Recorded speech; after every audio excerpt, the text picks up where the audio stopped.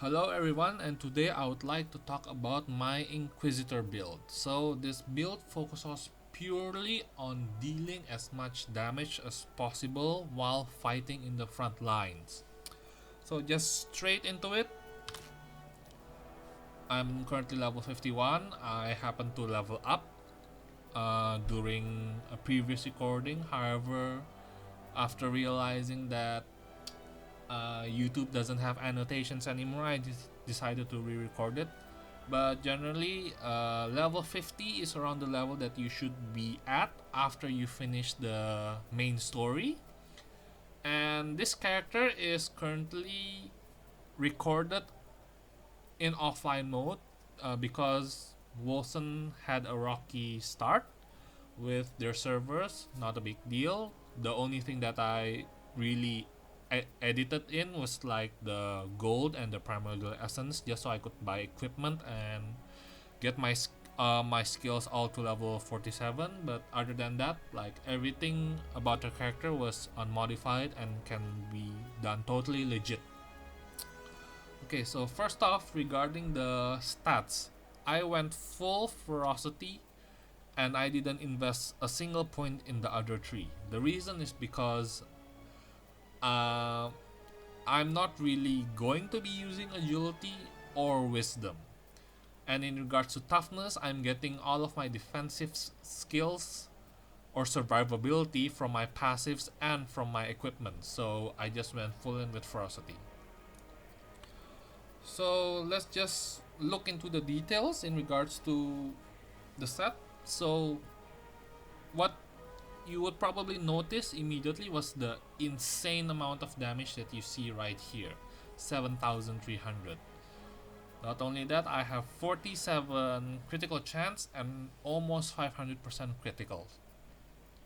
Another thing that's interesting is that I have only have around 5,800 health, but I also have 5,800 regeneration.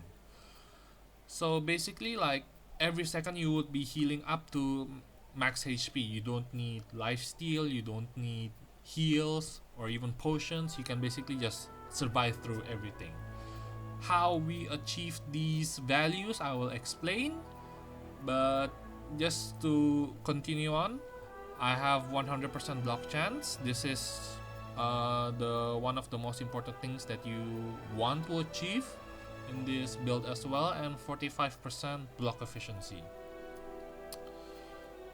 You can see the resistance here, 3000 in all of them, and really nothing too spectacular about these other values. Okay, let's just move on to the equipment. All of these equipments I bought from the merchant, so I didn't get anything from the drop. It took me probably about half an hour to refresh the market. So you can refresh the market just by simply going through the main menu and entering the game back again, and the vendor will all refresh their items. So that's a really good way to cycle through items. So yeah, just you can see like the rarity is like very low, and the stats aren't the best. But just to show, I went full heavy on all of my equipment because I wanted to get as much resistance as possible. And in regards to the magic or the passives or skills, whatever you want to call the additional, uh, the blue text that you see here, basically I'm trying to look for as much crit as possible. For example, like the champion's girdle, like I see 22% critical hit damage. That's like what I would be looking for. And the second would be the material damage, because all of the skills that you will be using is pretty much physical damage. And after that, the third stat that I would prioritize would be either toughness or ferocity, just to make sure you have more damage or more health. The fourth one is quite difficult to get, but I highly recommend as well. Is either you get the cooldown reduction, or if possible, you get something that can basically augment your skills. So here you can see very basic steel ring, just critical damage, material damage, all attributes. And here a shield. Like in regards to the shield, you want to have a shield that has a block chance and block efficiency modifier. The rest doesn't really matter. The reasoning for that I will explain when we get into the passives, but just keep that in mind. And for the weapon, again, I'm just looking for a very high total amount of damage. Like ideally you get material damage, just because it's easier, because they're in like the same category. So when you get material damage bonuses, then you benefit from that category, but it's not really that big of a deal. And for the gems itself, I slotted everything with critical damage. Now let's just check the passive nodes. So for the passive nodes, as you can see from my critical value, I went full crit with everything. So you can see here melee damage, critical hit, critical, critical, critical, critical, critical. So I went with the wild card, obviously, just because I'm getting a lot of critical damage, so I want to increase my critical chance. And here is the Praetorian. The Praetorian, I only got it for the Kingless Aegis, so I can have additional block chance and efficiency as well. More critical damage over here. Again, critical. Now before I move on to this section, I'm just going to go through these two nodes very quickly. So I just went with the assassin, just because I wanted to get more critical chance with merciless lethality, which gives me 100 bonus critical hit damage while reducing my damage by 30%. So if you aren't making a critical build, this is obviously going to be very detrimental to you, but because I really wanted to push critical to the limit, I decided to test this out. After trying out several builds, like, you're still gonna do a lot of damage even without this node. However, like, if you're dedicated to a pure critical build, then you can't really go wrong with getting this. And the reason why I also recommend this is because you would be getting a significant amount of damage from your other nodes as well, so the minus 30% isn't going to be that big of a deal. In here, I just went with the Child of Fury. The reason I went with Child of Fury is because of the Furious Appetite. It basically, you play without any willpower whatsoever, because you don't really need willpower, and because of this skill, Frenzied Blows, which basically doubles the damage but also doubles the rage cost of your skills. So in this build, you're not really focusing on spamming your skills like non-stop. You're basically only going to be using your skills one at a time. And here we move on to the Siegebreaker nodes. So I maxed everything because I feel that Siegebreaker is completely broken, and all of the nodes synergize very well with each other. So as you can see here, like, minus 10% elemental damage for 25% physical damage. That's a huge buff, and we don't really have any elemental damage or occult damage on top of that. So there are the three nodes here are quite interesting, and so we'll just dive into one by one. So in here you have basically what this Salvatore Anchor does is that when you equip a certain type of equipment, the bonuses that you get will vary. So when you equip heavy chest piece, it basically doubles the resistance that the chest piece gives. So you gain a lot of damage reduction from using this chest piece. And because it's all resistance, it basically affects everything, whether it's physical, whether it's occult, or whether it's elemental. So it's a very all-round, very defensive skill. So that's really nice, and this basically doubles the bonus gain that you get. And this one is disallowing vessel. So what it does is that when you're standing still, you will gain inexorable points, up to 10 points. So basically what this does is that it reduces your movement speed while increasing your damage. So you can get up to minus 50% movement speed and up to 60% damage.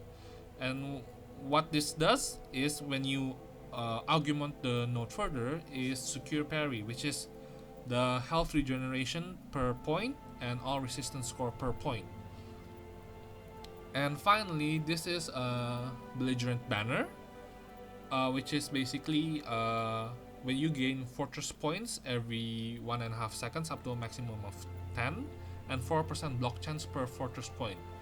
So what this means is that when you're not taking any damage, you will be gaining extra block chance.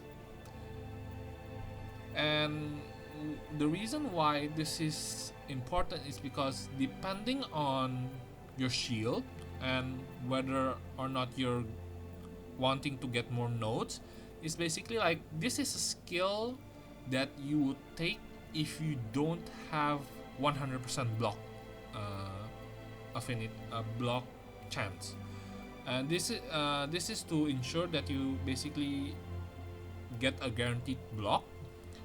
And obviously when you're engaged with the enemies and you take hits, the block chance will reduce.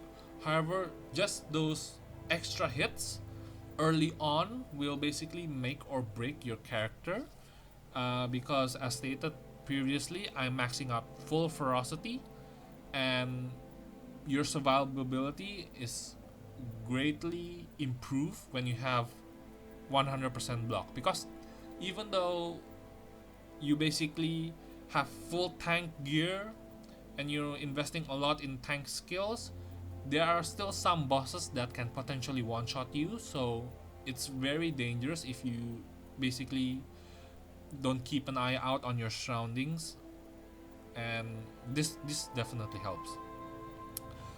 And here we have the brutal imposition and both these nodes. So it by having 100% shield block chance, you're also increasing your damage as well by 0.5. I can't tell if this is bugged or not, but Bane of Trinity increases the damage by 50 per block chance.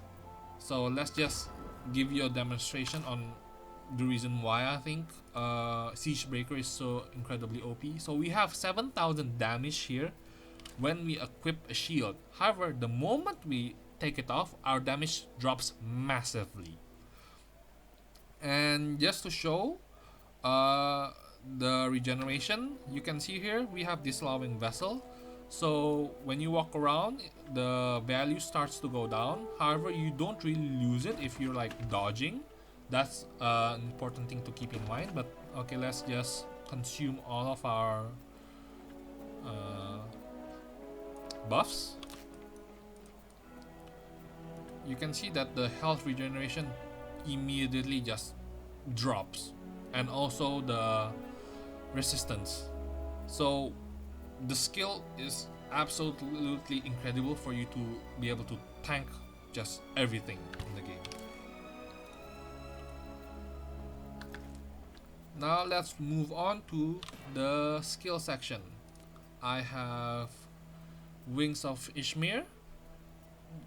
For me, the reason why I'm using Wings of Ishmir and Sovereign Shout is purely for the buffs and for the rage generation, because you'll be consuming a lot of rage with this build. So we have a node that gives buffs for each enemy hit. This one loses its cooldown. So basically what I can do with this, I could keep rebuffing myself and also use it as a positioning tool instead of using the dodge, because when you compare the dodge, the problem with dodge is that when you're in the middle of an enemy, you would probably find yourself unable to dodge when you're surrounded. However, with the Wings of Ishmir, not only do you travel a lot longer, you also gain various buffs while also dealing damage as well. So that's also very nice. You generate rage, you generate damage, so it does a lot of things.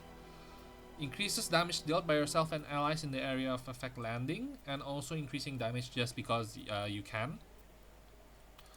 Sovereign Shout, again, this is purely for buff, so 15% all resistance score, 15% block chance to add that block just in case you ever need it, increase the duration of the buffs of the skills, rage regeneration, critical chance, and increase the effectiveness of all buffs. This increases everything by 5%. Moving on.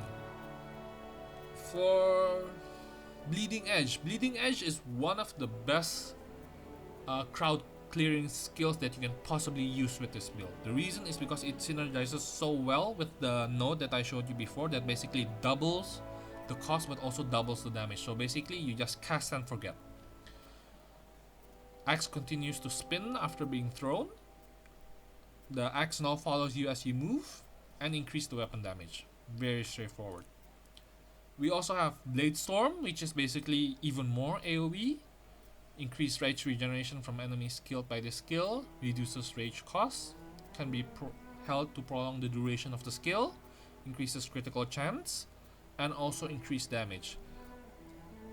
You might find me not using this skill very often.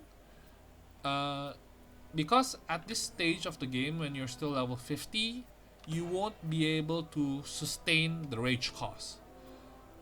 But the reason why I included this in this build is because when you start hitting level 90, you will be able to have access to the Warmonger section.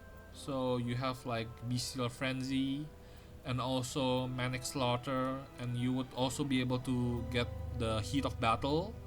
So when you start investing into these rage nodes, because this build focuses entirely on you being in the front line, so you will be getting hit very often and you will be producing a significant amount of rage. So you can combine Bleeding Edge and Blade Storm to just deal so much AoE damage. However, this build is extremely restrictive, especially at level 50, so Blade Storm might not be the most used skill at this point in the game at level 50. However, you still want to keep investing in it. You still want it in your slot just because you can get levels, and the more levels you get, more modifier points that you can put in as well.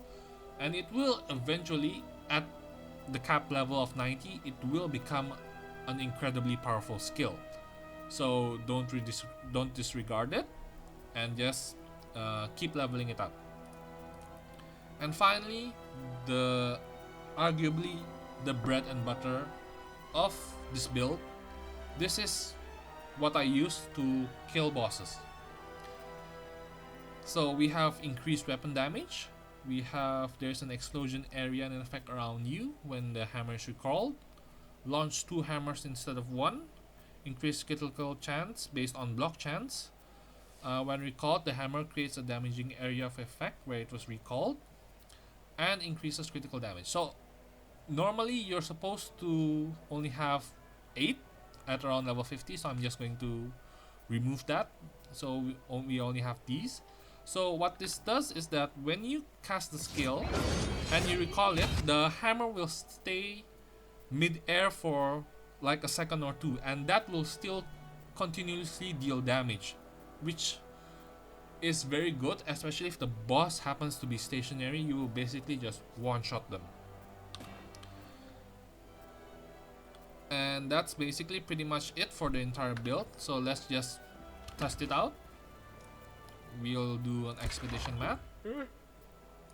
I'll just roll modifiers. Let's see. Oh, I don't have enough gold. Let's just sell a few stuff. Hello there, friend. Please, browse my wares.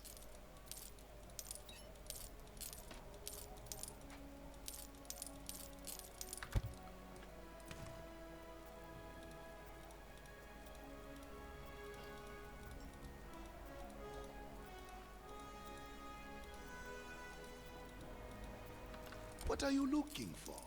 A new weapon, perhaps?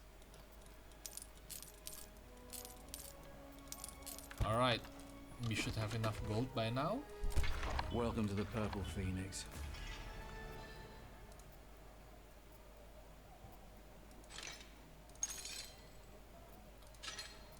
I'm just taking whatever random modifiers that I can. Yeah, that should be good enough.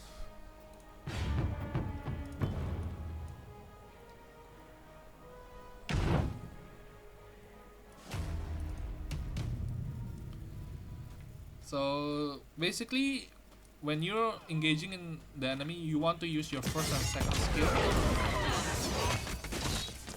And basically just walk through them. That's about it. The build is as simple as that. As you can see, you're doing a significant amount of damage. With this build, you're basically one-shotting everything.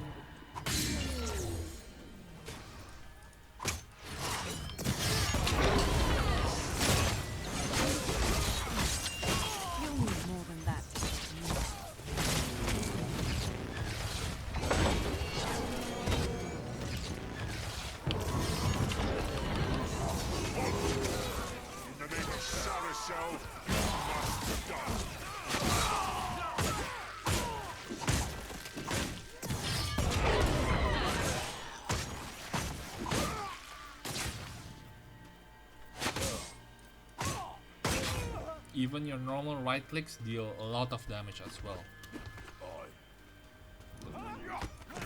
Just to demonstrate like how strong and tanky your character actually is, like you can see yourself getting knocked. Now this boss can actually potentially deal a lot of damage to you if you get caught.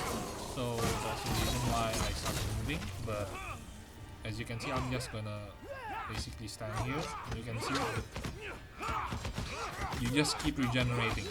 You basically don't die just because you have disallowing vessel at max.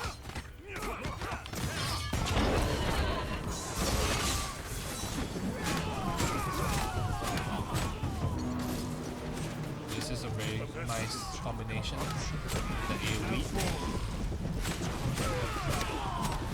But yeah, this build, if I have to say what the pros are, you're very, I wouldn't say tanky because that would be quite inaccurate because you have a very low health pool. I would say it's more accurate that you have very high regeneration. So you're still, it's best to think of this build as high sustainability more so than high defensive or survivability, because when you run out of disallowing vessel, they do regenerate very fast.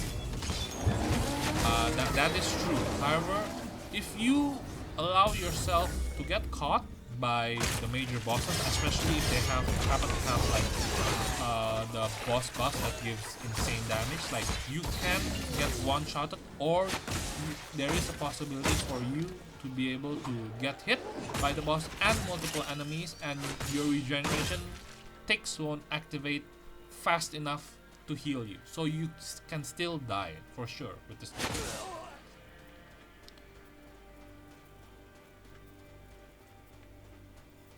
Let's just complete the set. Just to show you like how significantly reduced the damage is when you don't have rage.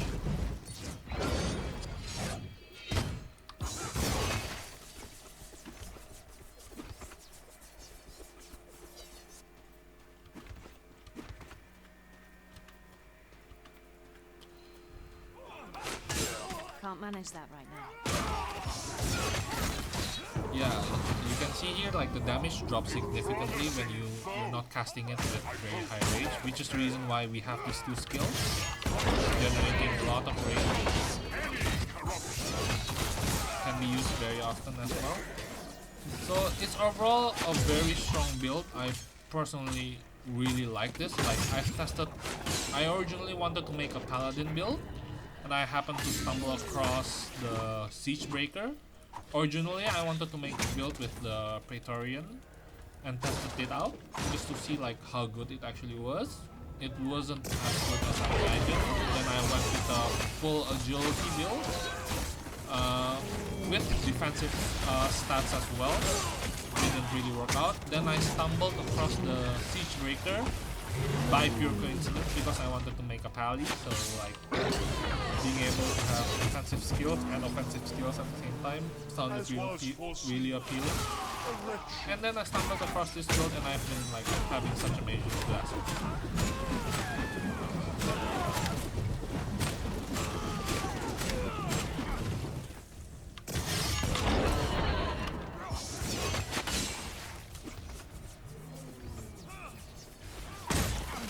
Like honestly, like I don't even have to be attacking. All I have to do is just blink on someone and use my first skill, and they all just basically die.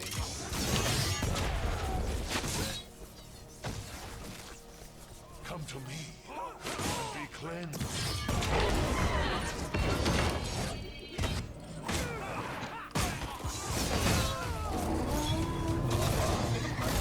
Like even without using the throwing hammer, like you know the Thor hammer, just bleeding edge is doing so much work that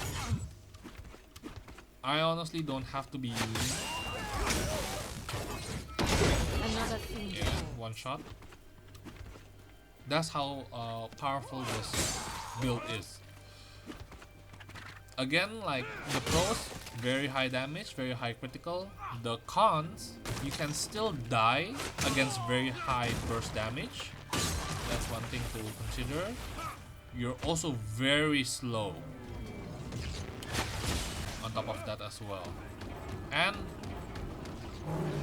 it might be bugged, as I said before, like you're getting so much damage for depending on your critical block. Like to me that damage is just a bit too obscene, honestly, like for you to be able to deal that much damage with such little investment personally.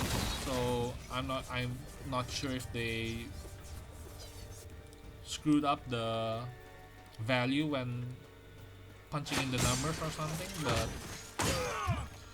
as of this moment it's honestly like, for me personally, like Siege Breaker is the most OP class or node that you can possibly level up.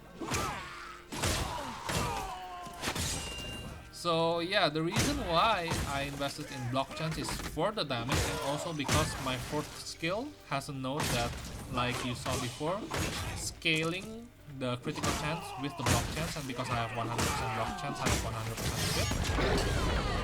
With almost having 5 times crit multiplier, then you're just basically shredding through everything. To be cleansed. Let's just skip directly to the boss. Really don't have to bother with these mobs.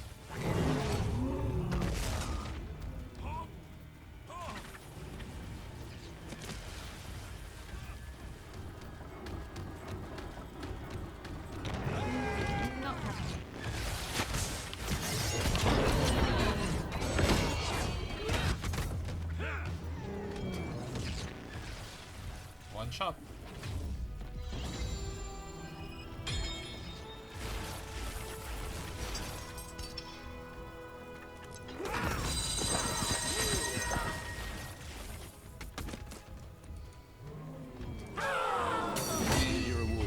That was expeditions. Now let's just try the mandates. The mandates aren't level 40, so they basically scale according to your level. So we should be facing higher level enemies here as well.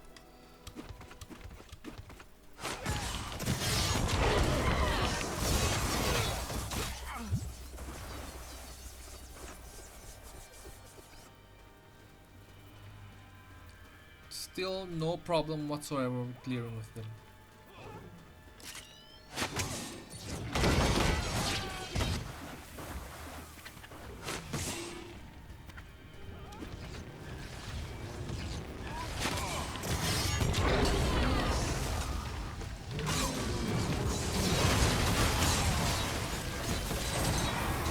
Not even rising enemies, the bleeding edge is doing all the work.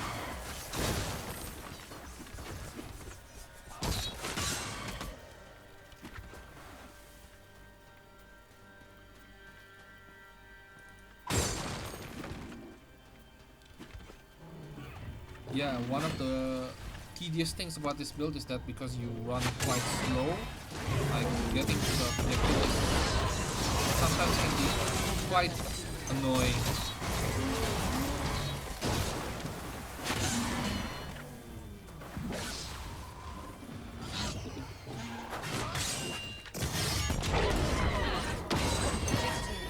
On to the next one. But in terms of actual clearing speed, like this build doesn't have any problems whatsoever. So personally, I think the damage output of this build surpasses, like, basically, like, as long as you're using a one-handed weapon, it can work. So I haven't personally tested it out myself, but you can probably use a one-handed pistol as well, or daggers as well, and you would get the same results because everything basically scales from the shield itself. Now, arguably, obviously, when you're using a pistol, you won't have access to the hammer skill and the bleeding edge skill, so you would have to find alternatives. I'm not sure what those alternatives are. I might try some testing as well, but I'm quite confident that we would be able to gain good results.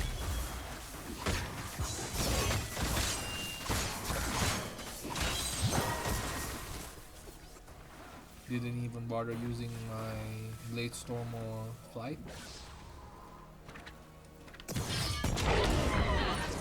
You'll need more than that to take me down.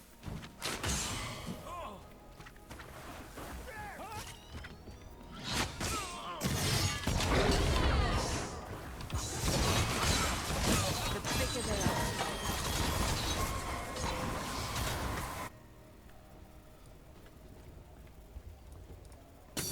Here's your reward. And that's about it. This membership processing I fees hope and you enjoyed this build. I certainly had a lot of fun discovering this build, and hope you guys have a nice day.